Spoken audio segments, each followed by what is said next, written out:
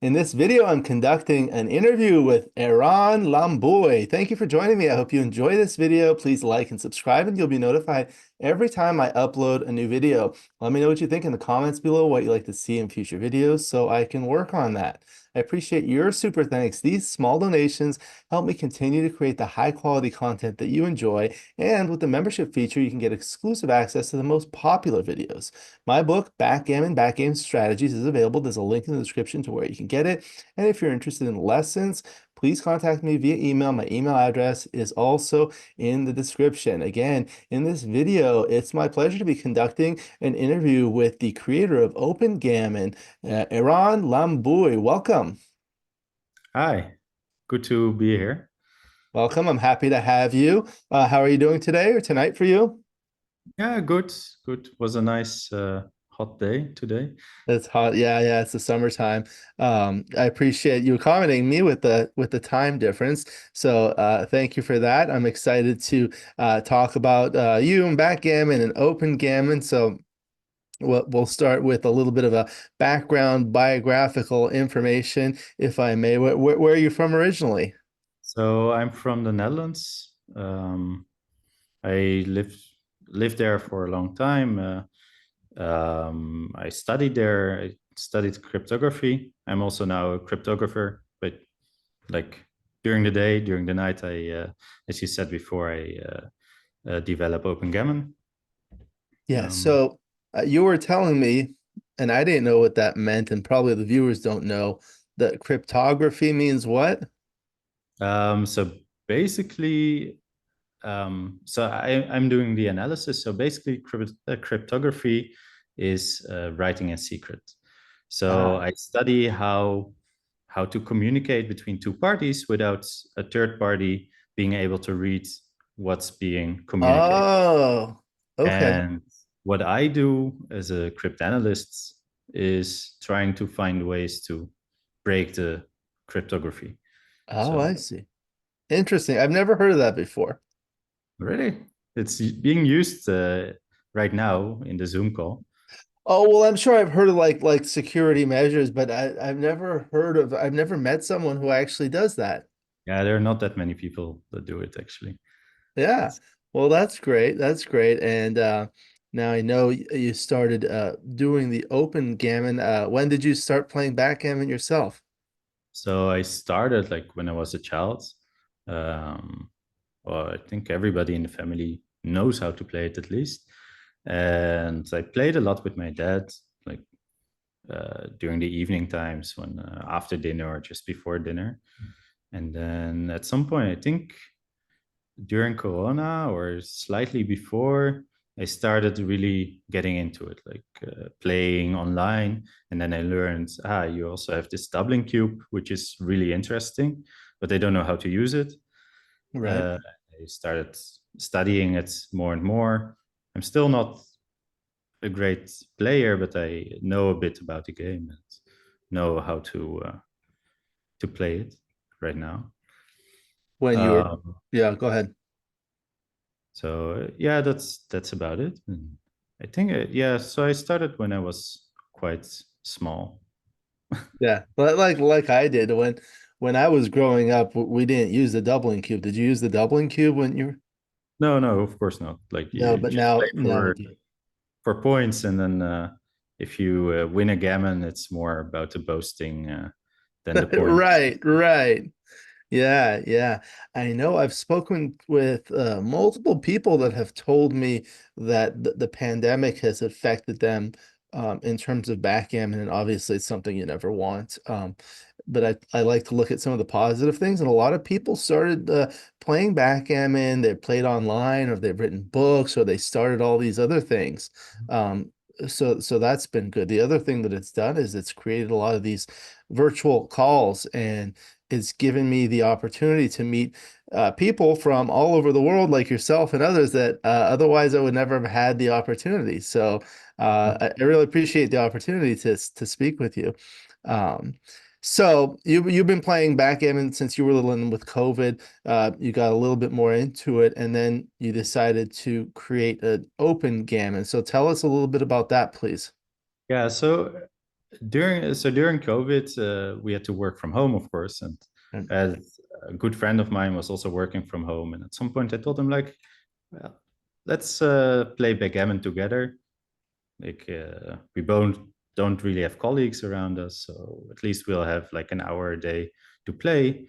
And I think at that point in time, the only place to really play, probably Heroes was also around, but was Mhm. Galaxy, right? Right. So we both played on Galaxy, and then at some point it started like getting these outages and being pushed towards V2, and that's when I said like, well, I don't want this.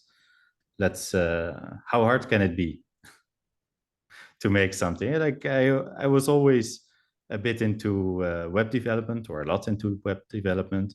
I was like, how hard can it be? And I can make it a nice project. I can put in some cryptography to give some extra nice guarantees. Like in the end, I'm an academic, so I want to find nice ways to do simple things, or hard ways to do simple things, basically. So I started that, and then it's all grew a bit further than that. And now there's this platform called Opengammon with lots of features and I guess some nice features, uh, which are quite far apart from the only playing. Right, right. That's fantastic. So how long has this platform been available online? So I think the last year it really got available. I looked through my Git log, and I saw that I was working on it for 3 years at some point. Like I think for 3 years, but at the start it was mostly I tried to make an engine which never really took off, Mhm. honestly. So I think for a year it has been really online. Good. And how many users are there approximately now? So right now about almost 1,000 registered users. Wow. But yeah, it start to pick up pace. And now I think last month it was 230-day actives. And an active user is someone who solved a puzzle or played a game. So Okay. And they're from all around the world. yeah, mostly US and Canada. So Oh, don't ask. okay. You don't know. I guess it has to do with marketing and things like that. I, People I will guess find. so. Okay, so I wanted to share this so we can take a look at the website. Here we go. Are you able to see that now? Yes, I see it. I see it. Okay, so this is the website.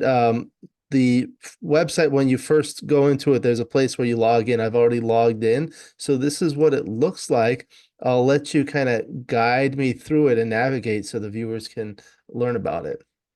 Yeah, so basically, if we start at the top left corner, Mhm. we have the logo, your username.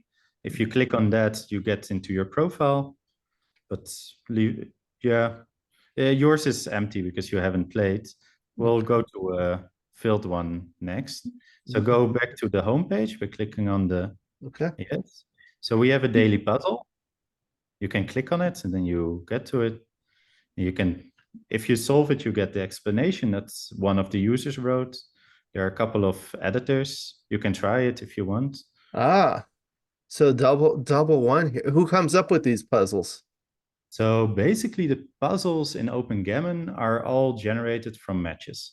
So when you make a blunder in a match, it will generate a puzzle, and those are put onto the queue, and people can solve them.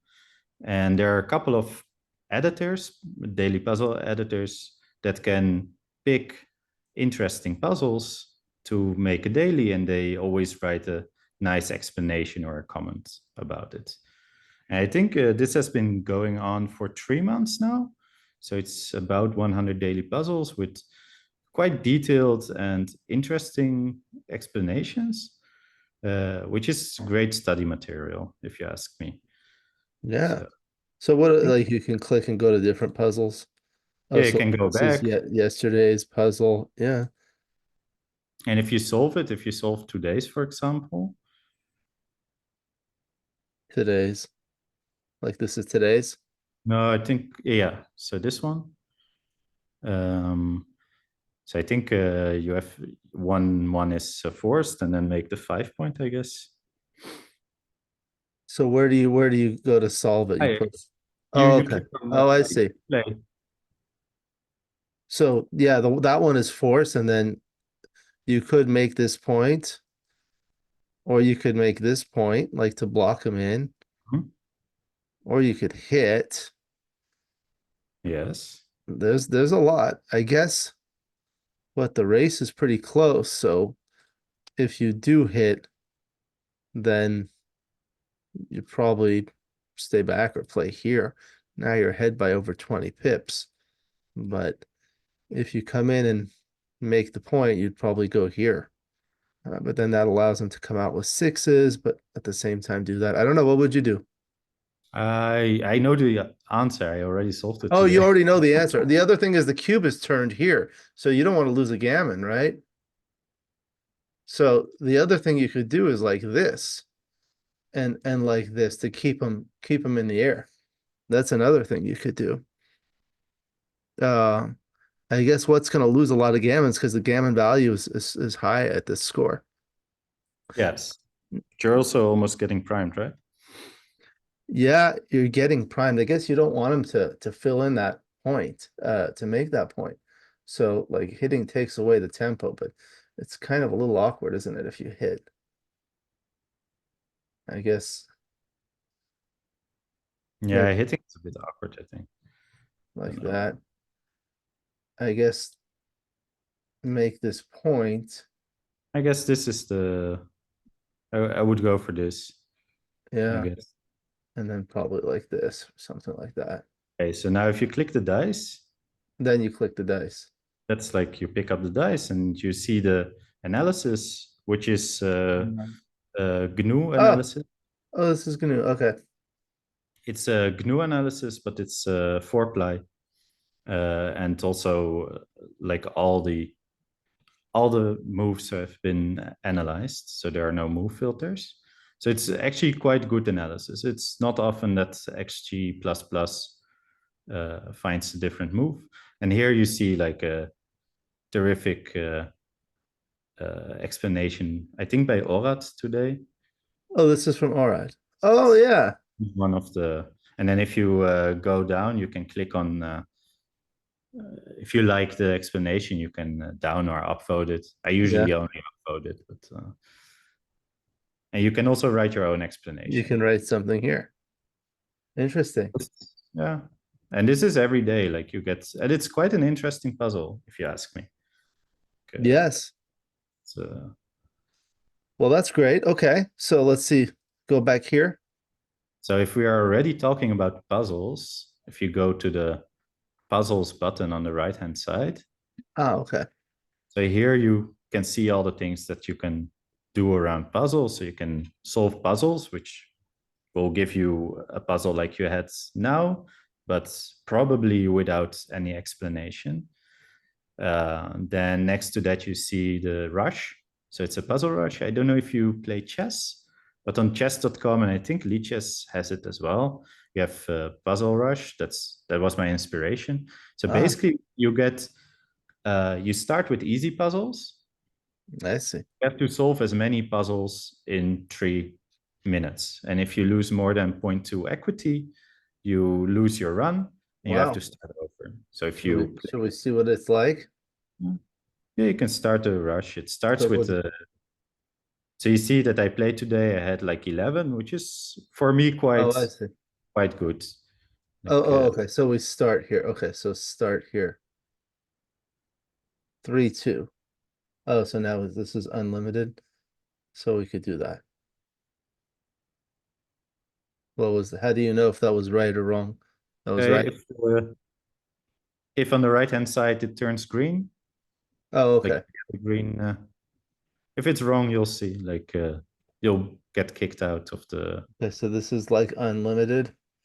So you could go like that and make like that, or you can hit and then continue.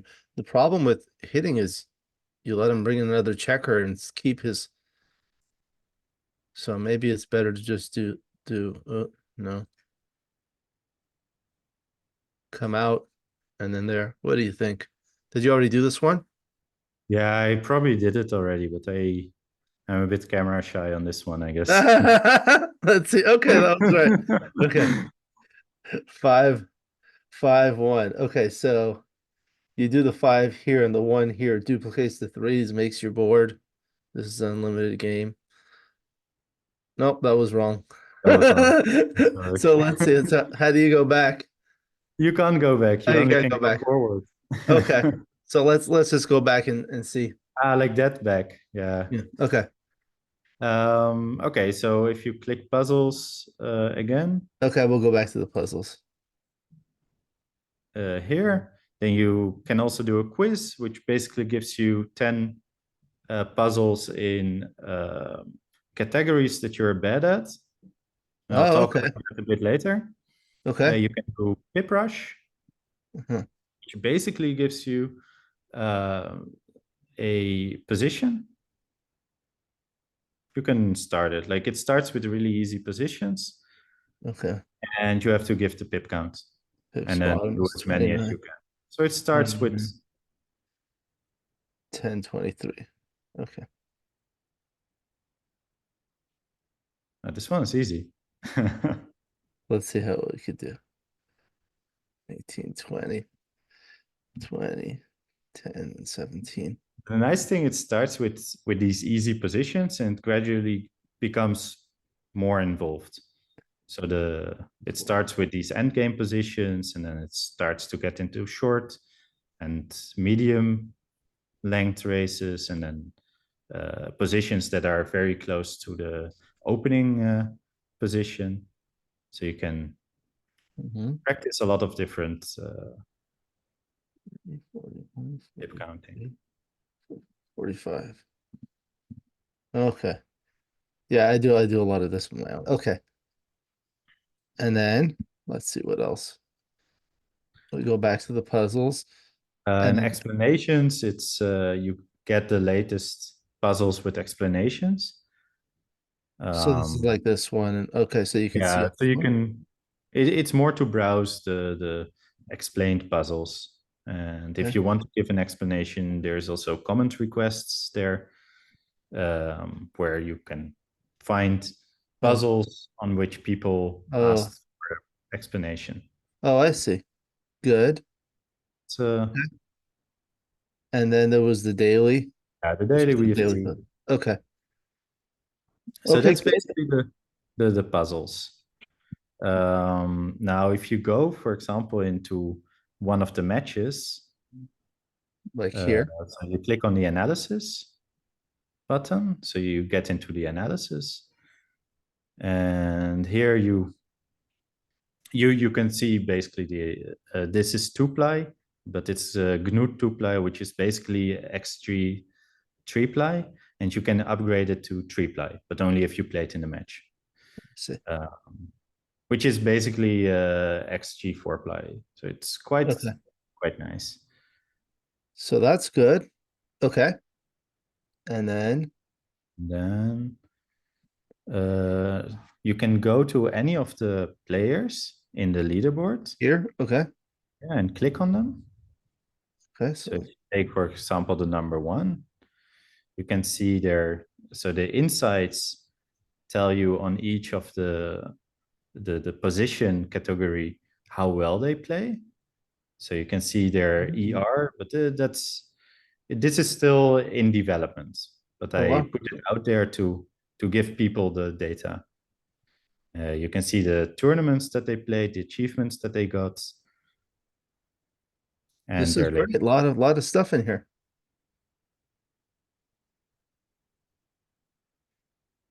Okay. And I And know, go sorry. ahead. Go ahead, please. So the average ER gives you per match length, and then you see on the left hand side of the ER table, uh, top right table. Oh, here. Yes, you see the Uh-huh. sparkles, and that's Yes. unlimited. Oh, I see. This is a 1 point match, 3 point match. Okay, I see. Very good. Okay, and then let's see. You said you had told me you're looking for or there's the blog, right? There's a blog somewhere? Yes, but the blog you cannot reach from here easily, because it's still a bit hidden. No, it's not. Do you have the URL bar? Yeah, probably. I can Uh, open it. I can open in another one. Let me open. Is, the, is it like slash blog? yeah, /blog/backgammon. But tomorrow, either tomorrow or the day after tomorrow, I'll push a new version, and then it's easily accessible from this page. But I didn't have time to finish that today. Are you able to see this now? Yes. So here I I think Orat also wrote, and some Pim also wrote a couple of. Take a look at this. So this was a tournament during the World Championships. Yes. There were a couple of tournaments that I hosted on Opengammon, where you could win a small doubling cube. Okay. Uh, like I have branded doubling cubes. At some point, I bought them. I was like, "Ah, that's fun!" And now I have Yeah. like 100 of them lying around. So I sent them Yeah. out, but win the tournaments. So it has all these other blogs. So that's great. Okay. One of the nice things about this, if someone wants to write a blog post, Yes. that would be wonderful, of course. But if you go, for example, to the opening moves, so one of the killer features, I think, which I always miss, if you go down, down, down, you see here a board, right? Now you want to see how you play the 6-5 in the opening. And you Mhm. can click on one of those. Ah, Shows you exactly. You can do a lot of things with this. Like, right. Okay. So it'll show it to you. yeah, Nice. basically. Very good. Okay. Good. Okay. And So, then, and then the last thing I wanted to show, I think, is if you click on play match, and of course okay. you can chat with people that are online or that you play the game against. Okay. You can here, you can choose the match length, goes Okay. from 1 to 21, the speeds, the time controls, but you can also do unlimited. Oh, So here, you make an unlimited. unlimited match and you set a stake, and each month you get 800 sparkles, we call them.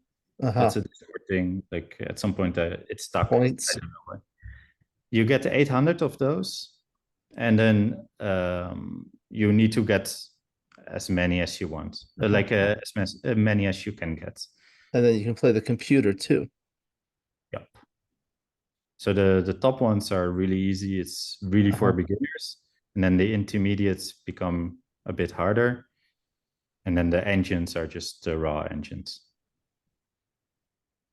So Wild BG, it's a very nice Oh yeah, BG open Blitz. source, yes, which is donated for now by Frank. Frank Berger. Yes. Okay. Right. So that's a bit of a quick overview. And, there are lots of more small things, but this Okay. is So let the me main. stop this for now. I know there was something you had mentioned about the cryptographic protocol about the dice. And a lot Yes. of people have concerns about this, like dice and things that are fair. So please tell us about that. Yeah. So I first want to start with saying this. If you have like doubts about websites and their dice, it's usually like there is no doubt. They're fair, they're good. It's um like they're not cheating. So anything that I'm saying now is pure from an academic perspective, and because I just really like to do these things in a nice and cutting edge manner. So, So yeah, so what do you tell people that are convinced that the dice is unfair? The dice why are unfair. You say what? I just tell them no, it's not. Yeah, I'm sorry, but uh, even if you show me data, like come on, like I'm now hosting a backgammon platform. The last thing I want to do is give people unfair dice. What does it like? What do I get out of it? Right? Right. And how would you prove to someone that it's fair or random? Well, so that's kind of hard, and that's exactly what made me think about how to do it differently. Because usually the normal model for dice is you have two clients, so I play against you, and we both have a client, which in this case is the browser, and we communicate with the server, right? And now we tell the server, okay, give me some dice, and then you play your move, and then he gives the dice to your opponent. They play a move, and that goes well. The players can't cheat because the server picks the dice. But now comes the concern, like, hey, we have to trust the server, and that's where my field of study comes in, because cryptography is also about how much trust do we need to give people. Like the less we have to trust people, the more we have to trust mathematics in the end, but the less can go wrong. So there are these wonderful schemes called commitment schemes, which you can use for this. So basically what Opengammon does, at the start of the match, both players commit to some secret that they pick themselves, and they use this to generate a dice stream. Right? So I have a dice stream and you have a dice stream. Now you can tell me, okay, but you know the dice, you know your dice, but I don't know your dice, right? Right. Now, if I have to roll, I send you my dice. So say I have a 1 and a 6. And you pick the next two dice from your dice stream, and you have a 2 and a 4. Now we can add them together, and I get the dice back. And those are my dice. Right? Mm. Okay. So say I have a 1 and a 2, and you have a 2 and a 4, then I get let me see, a 3 and a 6. It doesn't matter how you add them together, right? Okay. So now I have a 3 and a 6. So I play those dice. Now you tell me, okay, but I could have told you that I had different dice, right? So you get something bad. But at that point, like remember that I told you that at the start of the game we committed to some secret. Yes. That commitment makes that you can never change your dice stream. And since that commitment is already in my hands, your commitment is in my hands, after the game concludes, I can just tell you, okay, now open your commitment, show me the secret, and I can check your dice stream. So I can check that you never cheated.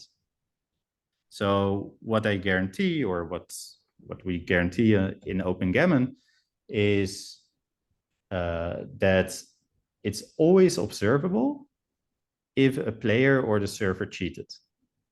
So during the game, I can't tell if someone cheated, but after the game, I can always tell, which is, of course, a very strong guarantee, right? Right. Now do you know the dice sequence before you start the game, or you don't know that? No, no, you don't know it. You don't know. You just No, no select it. one knows it. Oh, Because you okay. need both parties. Like if both parties collude, so if they both work together, then I you can see. know the dice stream, but then they're cheating together. Like I that's not see. the adversarial model anymore. I see. I see. I see. But as long as Uh, they don't work together, there's no way, unless you have some very strong model, like a non-computationally bounded adversary, which basically is only something in the theory books. You know for sure that someone did not cheat. So the dice are random, I which see. is a very nice guarantee, I think. And not only for backgammon, it's also useful for a lot of other games, because there are a lot of games where randomness is introduced into the game. And like it's really easy to cheat using like by misusing that randomness. So you don't want to um, to have this dependency on a trusted server. Right. So if you go back and look at the dice over like thousands of games, you can find that the a certain number occurs an appropriate percentage of the time, like 1 out of 36 or 2 out of 36 on average, or Yeah, you can close to it. always you can always find that, right? Like Yeah, if you just do a random generator on the server, you can find that. Like right, right. the random generator is decent, then you will get it. And But then for here, the guarantee is much stronger. I tell you that you cannot cheat. Like there's no. So at some point, I was explaining this to my dad, and these are usually the best ways to understand. I explained this to my dad, and he said like, well, okay, so can you make it such that I always get the good dice rolls? And I go, I can't. I literally can't. Like there's no way that I can do that. because it's already pre-programmed, it doesn't know what move is going to be good for you or what role is going to be good for you or not. No, no. I even as the creator of Opengammon, I cannot cheat.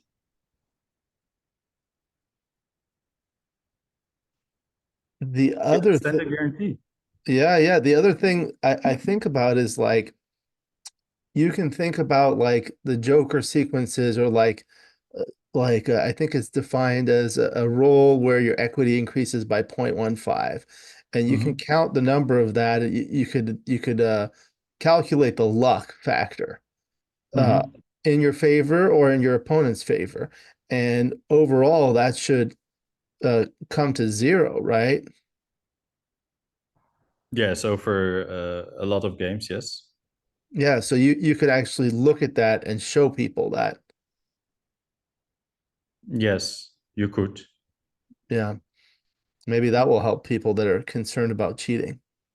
Yeah, well, I think look, in the end, people that are concerned about cheating, um, whatever proof you throw at them, they won't. They're not gonna listen. Yeah, They will still be concerned I because think, in real yeah, life you never get four double sixes, right?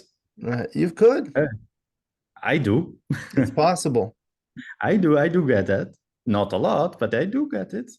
If I play 100 games, I'm bound to get four times double sixes. right? Right. I feel that like my biggest concern playing online in terms of cheating is not the dice, but how do Yes. you know the opponent is not using a computer to play? Yeah. That's a way bigger problem. That's honestly the biggest problem of online games in general. Like even chess has this big problem of people using engines, right? And that's also a way much harder problem to solve. It's Yeah, uh, so one of the reasons why I get this question a lot about Opengammon, like yeah, can we do money games, real money games? I'm like, no, right. I'm not going to facilitate that. I don't want to get into that kind of thing because a legally it's not fun, and b like how am I going to guarantee that your opponent is not Yeah. cheating or you're not playing me, Yeah, right? I remember they used to have a lot of those, Yeah, of course it's but easy not money. anymore. Not anymore. Okay, so now the Open Gammon is there a fee for the service currently? um no, currently not. I try to make everything as smooth as possible on the server side. So it's all quite lightweight, but eventually at some point, server costs are going to Right. become a thing, right?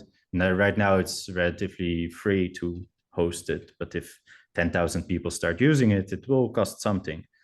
My philosophy in these things is always if it costs me money, someone needs to pay it, and I'm fine paying a couple of $100 a year, but I'm not fine paying a couple of $1,000 a year, right? Right, right. So at some point, it's either donations, and if that doesn't work, then some fee is, but it will always be like just enough to keep the thing. Right, right. It's hard. It's also hard, like when you start something for free and then you start asking for donations and things like that. People aren't used to it and they get upset, but most people are reasonable. Yeah. And you don't need that many reasonable people to get enough money. Oh, seriously, how much? Like, if you pay a couple of $1,000s for a server, then you get like quite a beefy server. Like, it's That's and if you have that many users, then I expect it to be fine. And otherwise, you have to like scale down, yeah. probably. Well, hopefully, Um, you'll be able to I scale up. You'll be able to scale up soon. But don't have that problem yet, so I yeah, don't think about it too much. what are your future plans for Opengammon? So one of the future plans that I'm having, like I want to add a couple of features. Like one of them, like one site that I adore, I really love, is Daily Gammon. Daily Gammon. The one postal style. I love Okay. it. Why?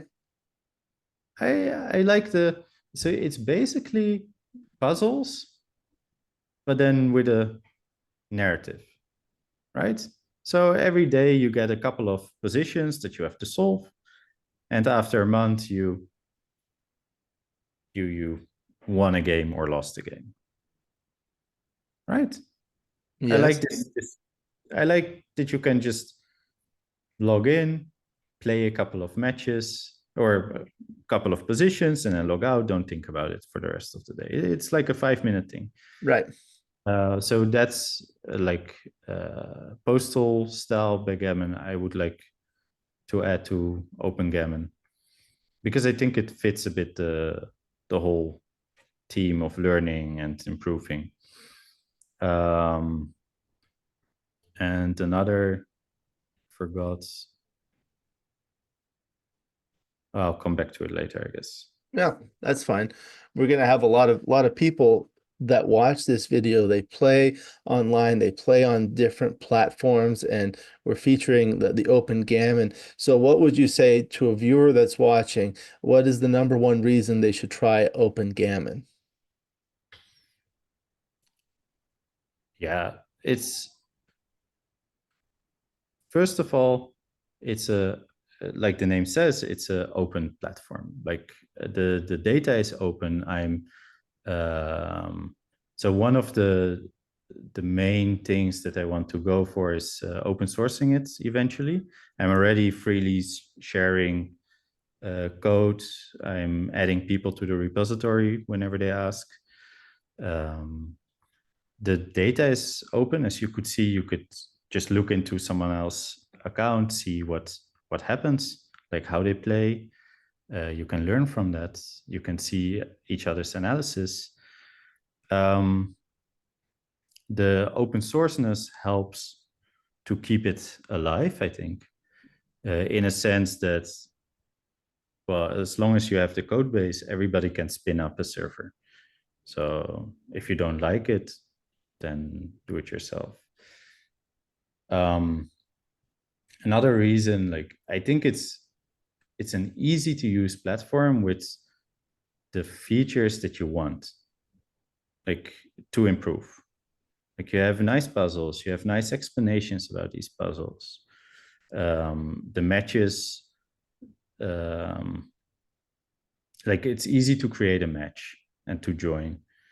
The main problem right now is that there are not that many players, but that is like it slowly increases, and you can see it. There's a lot more activity.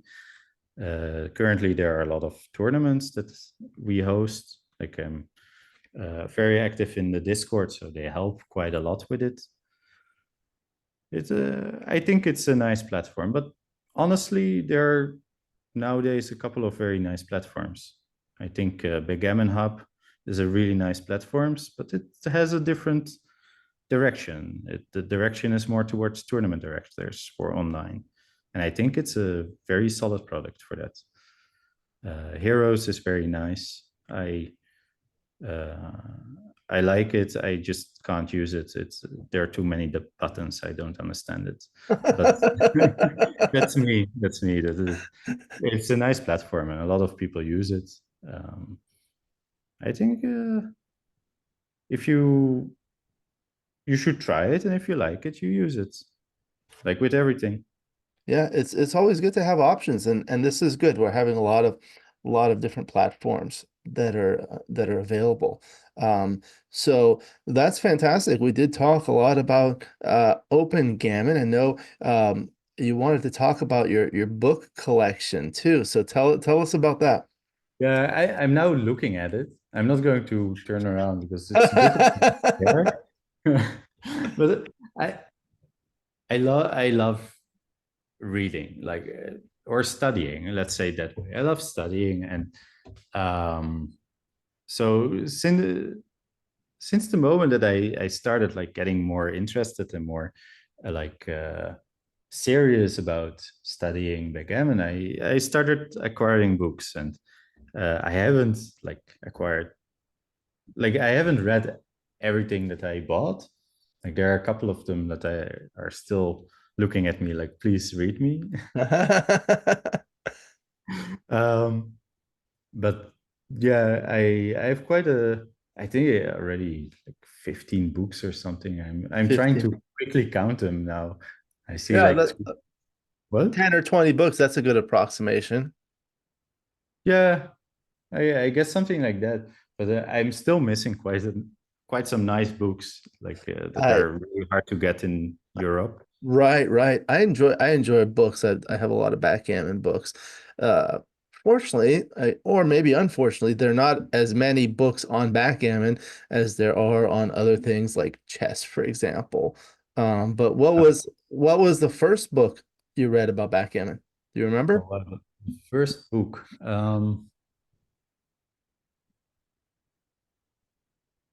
I'm now thinking if You it's can't remember. no, yeah, either 501 problems, Yes, by Bill Roberti. but I think I started that one and then started reading Michi's opening concepts. Oh, those are great. Yeah, I love those books. I really love them. I always tell people if they start out, like just read opening concepts, and if Yes. you want to win more games, read the end game technique. Yeah, he has written a lot of books, and they're great for beginners. He was here in Los Angeles a few months ago, and he gave a seminar on the topic of his next upcoming book about doubling in the 5 point match. So that will be I'm interesting. still waiting for that one. Like I Yeah. would really love to read it. Um, like I have the match cube by Nick, I think, Oh, so, Adjusting to Match Play by Nick Blazier.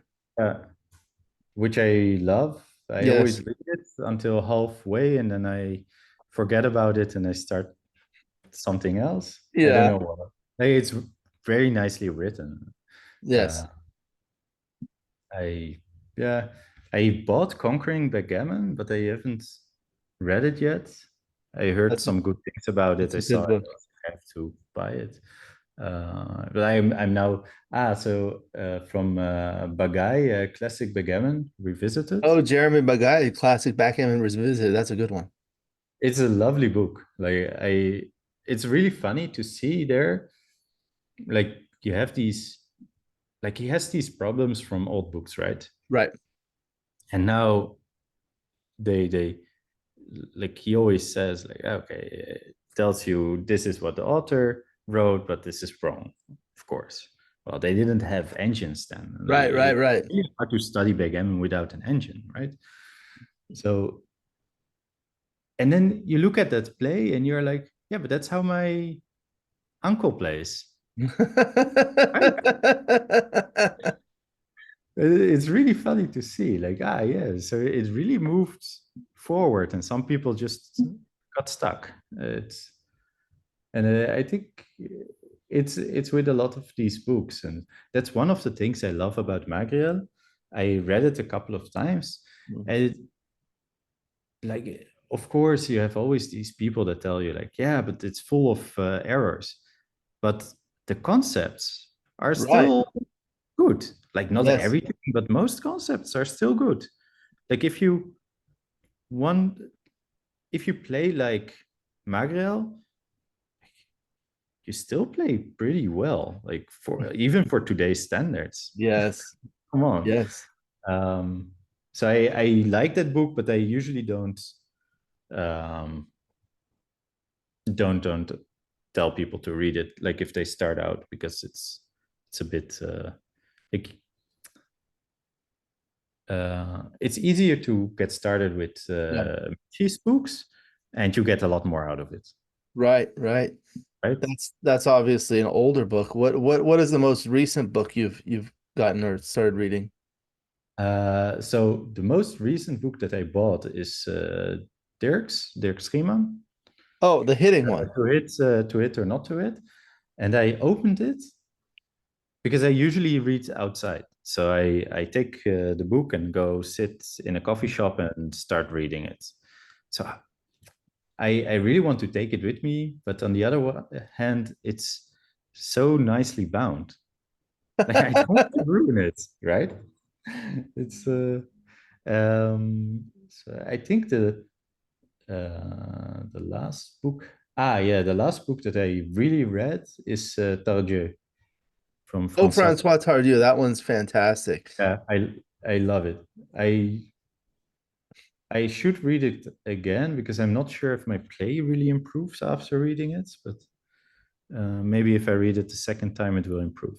Yeah, I did a book review on that book and I like it a lot.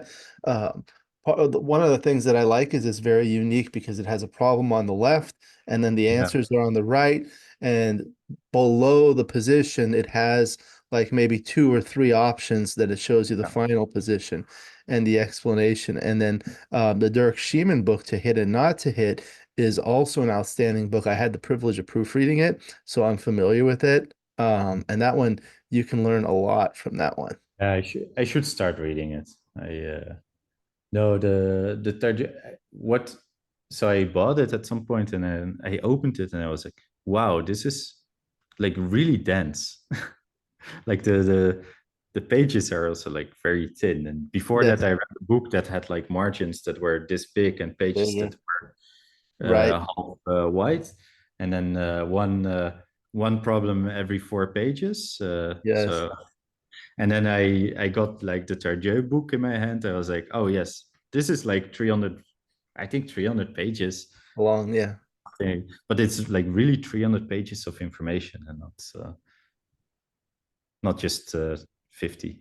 It's very good. Yeah, yeah. So that's fantastic. I think you could learn a lot from books, and maybe I don't know, you may be able to put like a list of books on Opengammon and see what people Yeah, think of them. I I probably will do that at some point. Make Yeah. a blog post about books. Yes. Yeah. Great, great. Okay, so we've discussed a lot about the Opengammon and of course about your books. Is there anything else? Do you have any final comments before we conclude the video? No, not that I know of, actually. Great, great. Well, it's been a pleasure to have you, and I hope we can come back together, maybe play some backgammon together, maybe on Open Gammon or something like that. And it's been a pleasure. Hopefully, people will watch this and take a look at Open Gammon. I'll put a link. It's just opengammon.com. Is that correct? Okay, great. So I'll put a link in the description so people can go directly there and then they can see all the features. Thank you again to Eran Lambooij of Opengammon. We'll go ahead and conclude the video. Thank you to the viewers for watching. I hope you enjoyed this video. Please like and subscribe, and you'll be notified every time I upload a new video. Let me know what you think in the comments below, what you'd like to see in future videos, so I can work on that. I appreciate your super thanks. These small donations help me continue to create the high quality content that you enjoy. And with the membership feature, you can get exclusive access to the most popular videos. Again, my book, Backgammon Strategies, is available. There's a link in the description to where you can get them. And if you're interested in lessons, please contact me via email. My email address is also in the description. I look forward to seeing you in future videos. Until then, keep rolling your dice.